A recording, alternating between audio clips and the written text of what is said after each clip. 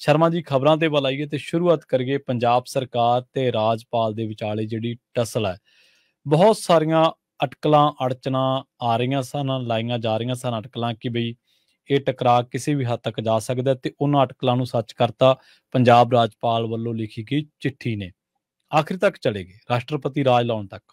ਜੀ ਪ੍ਰਵੀਨ ਜੀ, ਕੀ ਇਹ ਰਾਜਪਾਲ ਵੱਲੋਂ ਧਮਕੀ ਦਿੱਤੀ ਗਈ ਹੈ? ਜੀ ਕੀ ਰਾਜਪਾਲ ਵੱਲੋਂ ਇਹ ਸਿਆਸੀ ਚਾਲ ਚੱਲੀ ਗਈ ਹੈ? ਜੀ ਜੀ ਕੀ ਇਹ ਸਿਰਫ ਮਸਲਾ ਚਿੱਠੀਆਂ ਦੇ ਜਵਾਬ ਦਾ ਜਾਂ ਮਿਸ਼ਨ ਲੋਟਸ ਨੂੰ ਇਸ ਤਰ੍ਹਾਂ ਦੇ ਰੂਪ ਦੇ ਵਿੱਚ ਅੰਜਾਮ ਦੇਣ ਦਾ? ਜੀ ਵਿਵਾਦ ਉੱਥੋਂ ਹੀ ਸ਼ੁਰੂ ਹੋਇਆ ਸੀ ਅਸਲ 'ਚ, ਚਾਹੇ ਉਹ ਰਾਜਪਾਲ ਨਾਲ ਨਾ ਹੋਵੇ ਵਿਵਾਦ, ਪਰ ਵਿਵਾਦ ਦੀਆਂ ਜੜ੍ਹਾਂ ਕਿਤੇ ਨਾ ਕਿਤੇ ਉੱਥੇ ਪਈਆਂ ਨੇ। ਜੀ ਪੰਜਾਬ ਦੇ ਵਿੱਚ ਆਮ ਆਦਮੀ ਪਾਰਟੀ ਦੀ ਸਰਕਾਰ ਬਣਨ ਤੋਂ ਬਾਅਦ ਆਮ ਆਦਮੀ ਪਾਰਟੀ ਵੱਲੋਂ ਇਹ ਗੱਲ ਦਾ ਰੌਲਾ ਪਾਇਆ ਗਿਆ, ਕੋਠੇ ਚੜ ਕੇ ਰੌਲਾ ਪਾਇਆ ਗਿਆ ਕਿ 25-25 ਕਰੋੜ 'ਚ ਸਾਡੇ ਐਮਐਲਏ ਖਰੀਦਣ ਦੀ ਕੋਸ਼ਿਸ਼ ਹੋ ਰਹੀ ਹੈ। ਭਾਜਪਾ ਸਾਡੇ ਐਮਐਲਏ ਖਰੀਦ ਕੇ ਸਾਡੀ ਸਰਕਾਰ ਤੋੜਨਾ ਚਾਹੁੰਦੀ ਹੈ ਤੇ ਭਾਜਪਾ ਨੇ ਇਸ ਗੱਲੋਂ ਕੋਰਾ ਇਨਕਾਰ ਕੀਤਾ ਕਿ ਰੱਤਾ ਵੀ ਇਹਦੇ ਵਿੱਚ ਸੱਚਾਈ ਨਹੀਂ ਹੈ, ਅਸੀਂ ਇਹ ਕੋਸ਼ਿਸ਼ ਨਹੀਂ ਕੀਤੀ। ਜੀ ਜੇ ਤਾਂ ਉਹ ਕੋਸ਼ਿਸ਼ ਹੋਈ ਹੈ ਤੇ ਭਾਜਪਾ ਉਹ 'ਚ ਫੇਲ ਰਹੀ ਹੈ, ਫਿਰ ਤਾਂ ਇਹ ਉਹਦਾ ਅਗਲਾ ਪੰਨਾ ਹੈ ਪ੍ਰਵੀਨ ਜੀ। ਠੀਕ ਹੈ ਕਿ ਹੁਣ ਪੂਰੀ ਤਿਆਰੀ ਨਾਲ ਕੀ ਬਾਇਆ ਰਾਜਪਾਲ ਇਹਨੂੰ ਹਥਿਆਉਣ ਦੀ ਕੋਸ਼ਿਸ਼ ਹੈ? ਠੀਕ ਹੈ, ਪੰਜਾਬ ਦੇ ਰਾਜਪਾਲ ਨੂੰ ਕੀ ਉਹ ਕੋਸ਼ਿਸ਼ ਹੈ? ਜੇ ਉਹ ਪ੍ਰੋਪੋਗੰਡਾ ਸੀ, ਸਿਰਫ ਆਮ ਆਦਮੀ ਪਾਰਟੀ ਵੱਲੋਂ ਹਵਾ 'ਚ ਬਣਾਈ ਗਈ ਗੱਲ ਸੀ ਕਿ ਤਾਂ ਕਿ ਸਾਡੇ ਮਤਲਬ ਮਾਹੌਲ ਬਣਿਆ ਰਹੇ ਕਿ ਦੇਖੋ ਵੀ ਇੰਨੇ ਬੜੇ ਤਾਕਤਵਰ ਨੇ ਕਿ ਭਾਜਪਾ ਵੀ ਨਹੀਂ ਖਰੀਦ ਸਕੀ, ਹੈ ਨਾ? ਹਾਂਜੀ ਹਾਂਜੀ ਬਿਲਕੁਲ। ਜੇ ਉਹ ਪ੍ਰੋਪੋਗੰਡਾ ਸੀ, ਫਿਰ ਭਾਜਪਾ ਨੇ ਇੱਕ ਤਰ੍ਹਾਂ ਦਾ ਟੀਕਾ ਭਰਿਆ ਕਿ ਪੈਸੇ ਕਾਹਨੂੰ ਗਵਾਉਣੇ ਆ, ਅਸੀਂ ਸਰਕਾਰ ਦੇਖ ਕੇ ਦਿਖਾ ਦਿੰਦੇ ਆ ਤੁਹਾਨੂੰ। ਸੋ ਇਸ ਲਈ ਦੋਏ ਪਹਿਲੂਆਂ ਚੋਂ ਮਤਲਬ ਕਿ ਕੋਈ ਨਾ ਕੋਈ ਪਹਿਲੂ ਇਹਦੇ ਪਿੱਛੇ ਹੈਗਾ ਤੇ ਆ ਲਵ ਲੈਟਰ, ਇਹ ਚਿੱਠੀਆਂ, ਇਹ ਵਿਵਾਦ ਤਾਂ ਬਹੁਤ ਦੂਰ ਦੀਆਂ ਗੱਲਾਂ। ਜੀ ਕੁੱਲ ਮਿਲਾ ਕੇ ਸਥਿਤੀ ਇਹੀ ਆ ਕਿ ਭਾਜਪਾ ਔਰ ਆਪ ਦੇ ਟਕਰਾਅ ਦੇ ਵਿੱਚ ਰਾਜਪਾਲ ਸੂਤਰਧਾਰ ਨੇ। ਜੀ ਹਾਂ, ਪਰ ਰਾਜਪਾਲ ਜਿਹੜੇ ਹਵਾਲੇ ਨਾਲ ਗੱਲ ਕਰਦੇ ਨੇ, ਅਗਲੇ ਅੰਕੜੇ ਰੱਖਦੇ ਨੇ, ਧਾਰਾਵਾਂ ਦਾ ਹਵਾਲਾ ਦਿੰਦੇ ਨੇ, ਸੰਵਿਧਾਨ ਦਾ ਹਵਾਲਾ ਦਿੰਦੇ ਨੇ, ਤੱਥਾਂ ਦਾ ਹਵਾਲਾ ਦਿੰਦੇ ਨੇ, ਉਹਦੇ ਤੇ ਸਰਕਾਰ ਦੀ ਬੋਲਤੀ ਬੰਦ ਹੋ ਜਾਂਦੀ ਹੈ। ਉਹਦੇ ਪਰ ਸਰਕਾਰ ਕੋਲ ਜਵਾਬ ਨਹੀਂ। ਜੀ ਉਹ ਉਹਨਾਂ ਨੇ ਬਕਾਇਦਾ ਕਿਹਾ ਕਿ ਮੇਰੀ ਗੱਲ ਛੱਡੋ, ਸੁਪਰੀਮ ਕੋਰਟ ਦੀ ਟਿੱਪਣੀ ਉਹ ਸੁਣ ਲਓ। ਕਹਿੰਦੇ ਕਿ ਸੁਪਰੀਮ ਕੋਰਟ ਦੀ ਟਿੱਪਣੀ ਹੈ ਕਿ ਸੀਐਮ ਤੇ ਰਾਜਪਾਲ ਦੋਵੇਂ ਸੰਵਿਧਾਨਕ ਅਹੁਦੇਦਾਰ ਨੇ ਤੇ ਕਹਿੰਦੇ ਸੁਪਰੀਮ ਕੋਰਟ ਦੀ ਟਿੱਪਣੀ ਹੈ ਜੀ, ਹੁਣ ਦੱਸੋ। ਤੇ ਇਸ ਤੋਂ ਵੀ ਬੜੀ ਗੱਲ, ਜਿਹੜਾ ਰਾਸ਼ਟਰਪਤੀ ਰਾਜ ਲਾਉਣ ਦੀ ਗੱਲ ਬਾਹਰ ਨਸਰ ਹੋਈ ਹੈ ਪ੍ਰਵੀਨ ਜੀ, ਠੀਕ ਹੈ, ਇਹ 15 ਅਗਸਤ ਨੂੰ ਲਿਖੀ ਚਿੱਠੀ 'ਚ ਹੈ। ਠੀਕ ਹੈ, ਰਾਜਪਾਲ ਇਸ ਗੱਲ ਤੇ ਚੁੱਪ ਸੀ। ਉਹ ਦੇਖਣਾ ਚਾਹੁੰਦੇ ਸੀ ਕਿ ਸਰਕਾਰ ਕੁਸਕਦੀ ਹੈ, ਬੋਲਦੀ ਹੈ, ਕੁਝ ਕਹਿੰਦੀ ਹੈ, ਇਹ ਚਿੱਠੀ ਤੇ ਰਿਐਕਟ ਕਰਦੀ, ਜਿਹੜੀ ਗੱਲ ਤੇ ਰਿਐਕਟ ਕਰਦੇ ਸੀ, ਹੁਣ ਕਰਨਗੇ ਜਾਂ ਨਹੀਂ। ਸਰਕਾਰ ਨੇ ਚਿੱਠੀ ਵੀ ਦੱਬ ਲਈ ਤੇ ਮੂੰਹ ਵੀ ਬੰਦ ਰੱਖਿਆ। ਤੇ 15 ਤੋਂ ਲੈ ਕੇ 25 ਅਗਸਤ ਤੱਕ ਆ ਗਿਆ ਜੀ ਦਿਨ।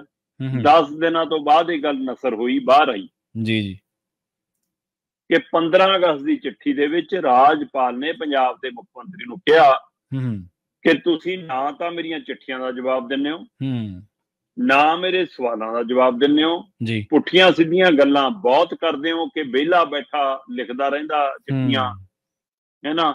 ਆਹ ਦੇਖੋ, ਆਹ ਪਏ ਨੇ ਇਹਦੇ ਲਵ ਲੈਟਰ, ਹੈ ਨਾ। ਤੁਸੀਂ ਕਹਿੰਦੇ ਇੱਕ ਕਿਤਾਬ ਦਿਖਾਈ ਬੜੀ ਸਾਰੀ, ਕਿਆ ਚੱਕੋ ਜੀ ਇਹਦੇ ਆ ਲਵ ਲੈਟਰ ਨੇ ਮੇਰੇ ਕੋਲ, ਹੈ ਨਾ। ਪਤਾ ਨਹੀਂ, ਕਹਿੰਦਾ ਜੀ ਕਿ ਮੇਰੇ ਬਾਰੇ ਐਂ ਵੀ ਕਿਹਾ, ਪਤਾ ਨਹੀਂ ਮਹਾਰਾਸ਼ਟਰ ਤੋਂ ਆਇਆ, ਪਤਾ ਨਹੀਂ ਨਾਗਾਲੈਂਡ ਤੋਂ ਆਇਆ, ਕਿੱਥੋਂ ਉੱਠ ਕੇ ਆ ਗਿਆ, ਹੈ ਨਾ। ਤੇ ਉਹ ਕਹਿੰਦੇ ਜੀ ਇਹੋ ਜਿਹੀਆਂ ਟਿੱਪਣੀਆਂ। ਤੇ ਰਾਜਪਾਲ ਨੂੰ ਮਤਲਬ ਕਿ ਇਹਨਾਂ ਮਾਮਲਿਆਂ 'ਚ ਮੈਨੂੰ ਲੱਗਦਾ ਸਵਾਦ ਵੀ ਆਉਂਦਾ। ਠੀਕ ਹੈ, ਕਈ ਵਾਰ ਜੇ ਜ਼ਖਮ ਸੁੱਕ ਰਿਹਾ ਹੋਵੇ ਨਾ ਤਾਂ ਵੀ ਸਾਨੂੰ ਖਰਿੰਡ ਛਿੱਲਣ ਦੀ ਆਦਤ ਹੈਗੀ ਆ। ਬਿਲਕੁਲ ਸਹੀ। ਅਸੀਂ ਛਿੱਲ ਕੇ ਵੀ ਜ਼ਖਮ ਤੇ ਮੱਖੀਆਂ ਬੈਠਦੀਆਂ ਵੀ ਸਵਾਦ ਲੈਂਦੇ ਆ। ਇਹ ਰਾਜਪਾਲ ਜਿੱਥੇ ਜਿੱਥੇ ਰਿਹਾ ਉੱਥੇ ਉੱਥੇ ਦੇ ਇਹੋ ਜਿਹੇ ਵਿਵਾਦ ਰਹੇ ਜੀ, ਜਿਹੜੇ ਵੀ ਸੂਬੇ 'ਚ ਹੋ ਕੇ ਆਇਆ। ਪਰ ਉਹਨਾਂ ਤੋਂ ਸਿੱਖਿਆ ਕੁਛ ਨਹੀਂ ਇਹਨੇ, ਜਾਂ ਤਾਂ ਫਿਰ ਇਹਨੇ ਖਰਿੰਡ ਛਿੱਲਣਾ ਹੀ ਸਿੱਖਿਆ। ਕਹਿੰਦਾ ਕਿ ਸਵਾਦ ਇਹ ਲਓ, ਐਂ ਛਿੱਲੇ ਖਰਿੰਡ, ਨੰਗੇ ਖਰਿੰਡ ਨਾਲ ਮਤਲਬ ਕਿ ਜ਼ਖਮ ਨਾਲੇ ਸਵਾਦ ਆਉਂਦਾ, ਤੇ ਸਵਾਦ ਲੈਣ ਦੀ ਆਦਤ। ਪਿਛਲੇ ਦਿਨੀ ਮੁੱਖ ਮੰਤਰੀ ਨੇ ਗੱਲ ਜਿਵੇਂ ਬੰਦ ਕਰਦਿਆਂ ਕੋਸ਼ਿਸ਼ ਕੀਤੀ ਸੀ, ਜਦੋਂ ਰਾਜਪਾਲ ਨੇ ਕਿਹਾ ਕਿ ਮੇਰੀਆਂ ਤੋਪਾਂ ਤੋਂ ਡਰ ਗਿਆ, ਮੁੱਖ ਮੰਤਰੀ ਆਇਆ ਨਹੀਂ, ਹੈ ਨਾ, 15 ਅਗਸਤ। ਤੇ ਉਸ ਤੋਂ ਬਾਅਦ ਮੁੱਖ ਮੰਤਰੀ ਨੇ ਕਿਹਾ ਸੀ ਕਿ ਛੱਡੋ ਜੀ, ਸਾਡੇ ਬਜ਼ੁਰਗ ਨੇ, ਕੋਈ ਗੱਲ ਨਹੀਂ। ਉਸ ਤੋਂ ਬਾਅਦ ਲੱਗਿਆ ਕਿ ਮੁੱਖ ਮੰਤਰੀ ਮਾਮਲਾ ਬੰਦ ਕਰਨਾ ਚਾਹੁੰਦੇ ਨੇ, ਜਾਂ ਉਸ ਦਿਨ ਜਦੋਂ ਇਹ ਟਿੱਪਣੀ ਕੀਤੀ ਮੁੱਖ ਮੰਤਰੀ ਭਗਵੰਤ ਮਾਨ ਨੇ, ਉਸ ਦਿਨ ਰਾਜਪਾਲ ਦੀ ਇਹ ਚਿੱਠੀ ਪੜ੍ਹ ਲਈ ਸੀ ਜਿਸ 'ਚ ਰਾਸ਼ਟਰਪਤੀ ਰਾਜ ਲੱਗਣ ਦੀ ਧਮਕੀ। ਬਿਲਕੁਲ ਬਿਲਕੁਲ 15 ਅਗਸਤ ਤੇ ਸੀ ਜਨਾਬ। ਸਹੀ 15 ਅਗਸਤ ਦੀ ਉਹ ਚਿੱਠੀ ਲਿਖੀ ਆ, ਬਿਲਕੁਲ। ਸੋ ਇਸ ਲਈ ਤੋਪਾਂ ਤੋਂ ਤਾਂ ਨਹੀਂ ਡਰੇ, ਮੈਨੂੰ ਲੱਗਦਾ ਪੈਨ ਤੇ ਸਿਆਹੀ ਤੋਂ ਡਰ ਗਏ। ਜੀ।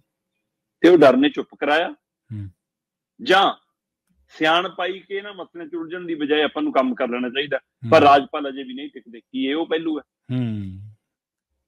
ਪਰ ਹੁਣ ਇਹ ਚਿੱਠੀ ਨੇ ਇੱਕ ਸਵਾਲ ਖੜਾ ਇਹ ਕੀਤਾ ਕਿ ਕੀ ਸਿਰਫ ਮੁੱਖ ਮੰਤਰੀ ਔਰ ਰਾਜਪਾਲ ਵਿਚਾਲੇ ਜਿਹੜਾ ਵਿਵਾਦ ਪੈਦਾ ਹੋਇਆ ਉਹਦੇ ਕਿੰਨੇ ਆਧਾਰ ਨੇ?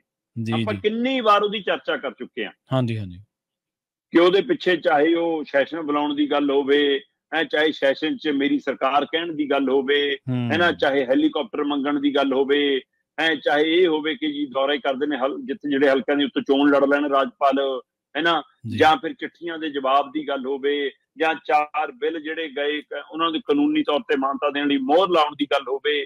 ਇਹ ਜਿੰਨੇ ਮਰਜ਼ੀ ਵਿਵਾਦ ਹੋਣ, ਚਾਹੇ ਟਵੀਟ ਦੇ ਵਿਵਾਦ ਹੋਣ, ਚਾਹੇ ਤੋਪਾਂ ਵਾਲੇ ਵਿਵਾਦ ਹੋਣ, ਚਾਹੇ ਇੱਕ ਦੂਏ ਦੇ ਸਮਾਗਮ 'ਚ ਆਉਣਾ ਨਹੀਂ ਆਉਣਾ ਜਾਣ ਦੇ ਵਿਵਾਦ ਹੋਣ, ਪਰ ਇਹ ਸਾਰਿਆਂ ਦੇ ਬਾਵਜੂਦ ਹੁਣ ਜਿੱਥੇ ਲਿਆ ਕੇ ਸਥਿਤੀ ਖੜੀ ਕੀਤੀ ਆ, ਕੀ ਰਾਜਪਾਲ ਸਿਰਫ ਇਹਨਾਂ ਆਧਾਰ ਬਣਾ ਕੇ, ਇਹਨਾਂ ਪਹਿਲੂਆਂ ਨੂੰ ਆਧਾਰ ਬਣਾ ਕੇ, ਇਹਨਾਂ ਵਿਵਾਦਾਂ ਨੂੰ ਆਧਾਰ ਬਣਾ ਕੇ ਕਹਿ ਰਹੇ ਨੇ ਕਿ ਤੁਸੀਂ ਮੇਰਾ ਅਪਮਾਨ ਕਰ ਰਹੇ ਹੋ, ਮੇਰੇ ਸਵਾਲਾਂ ਦਾ ਜਵਾਬ ਨਹੀਂ ਦਿੰਦੇ, ਇਹ ਕਾਨੂੰਨ ਦਾ ਉਲੰਘਣਾ ਹੈ, ਸੰਵਿਧਾਨ ਦਾ ਉਲੰਘਣਾ ਹੈ, ਇਸ ਲਈ ਮੈਂ ਰਾਸ਼ਟਰਪਤੀ ਰਾਜ ਲਾਉਣ ਜਾ ਰਿਹਾ?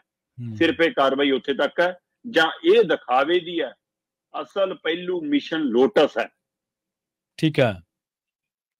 ਜਦੋਂ ਦਾਲ ਗਲਣ ਲੱਗਦੀ ਹੈ, ਜਦੋਂ ਕੇਜਰੀਵਾਲ ਐਂਡ ਉਹਦੀ ਪਾਰਟੀ ਬੀਜੇਪੀ ਦੀ ਬੋਲੀ ਬੋਲਣ ਲੱਗਦੀ ਹੈ, ਤਦ ਮਾਮਲਾ ਠੰਡਾ। ਜਦ ਭਖਣ ਲੱਗਦੇ ਨੇ, ਆਮੋ ਸਾਹਮਣੇ ਆਉਣ ਲੱਗਦੇ ਨੇ, ਹੈ ਨਾ, ਤਦ ਇਹ ਮਾਮਲਾ ਤਿੱਖਾ।